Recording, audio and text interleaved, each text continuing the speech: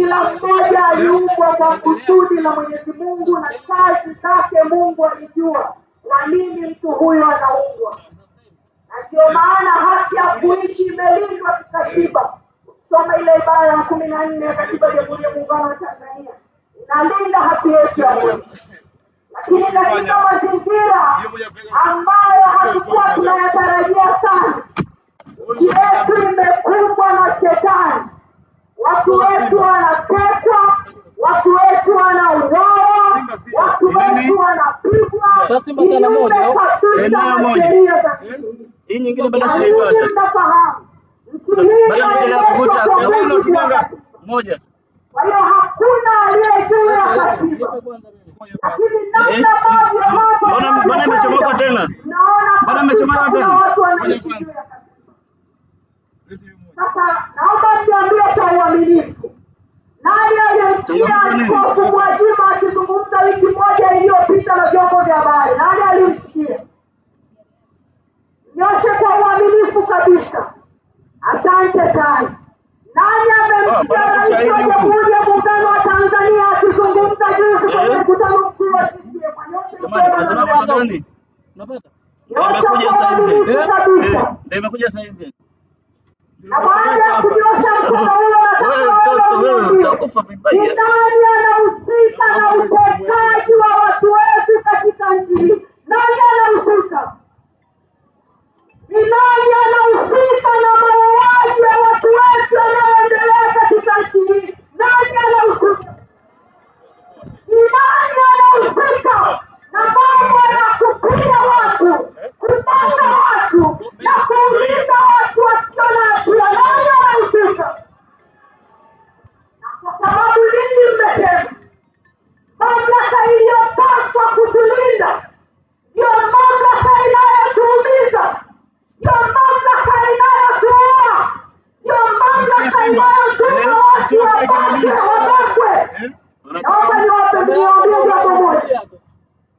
Sasa hatuna mlinzi, tunaishi kama digidigi. Tuna wajibu wa kujilinda katika familia yetu, na wajibu huo wa kujilinda upo kikatiba. Ukisoma kwenye sheria ya makosa ya jinai kuna Chaja yako. Ukisoma kifungu cha 18B na C kimeeleza namna ambavyo unaweza kujihami. Tunapaswa kujihami ndugu zangu. Chumbani unapoingia kulala, hakikisha chumbani unaweka angalau kanga, ruku. Sio kosa kisheria, sio kosa. Kwa sababu tunafahamu kwamba wao watakuja wataleta watu ambao wako na vifaa vya kila aina. Watakuja na bunduki, watakuja na marungu, watakuja na kila kitu. Watafanikiwa kukuchukua, lakini na wewe lazima ujilinde. Kuwa na kurukushani kidogo. Tunaelewana ndugu zangu? Tukijilinda kwa namna hiyo, kuna watu tunaweza tukapona, kwa sababu serikali imeshindwa kutulinda, na kwa maneno na matendo yake kuna namna inashiriki kuumiza watu wetu. Sasa hiyo ni kwa mujibu wa Katiba ya Jamhuri ya Muungano wa Tanzania na sheria. Lakini ninaomba nizungumze. Umesema jambo hili utapambana nalo katika namna ya mwili, utapambana nalo katika namna ya roho. Niwaombe ndugu zangu, kwa sababu anayeua na kutesa na kupiga na kutuma watu, kubaka watu wanajulikana. Hebu tuende mbele za Mwenyezi Mungu, tuombe Mungu ajilipizie kisasi juu ya watu wanaofanya mabaya. Na niwaombe ndugu zangu wa Kristo, na nitumie jukwaa hili kualika wanawake, wale wanawake hodari wanaojua kuendeleza, kuchukua hapa makaa mzee itakuvunjia. 94 kwa kwanza mpaka watatu. Twende tukamwombe Mungu atulipizie kisasi juu ya watu wanaomwaga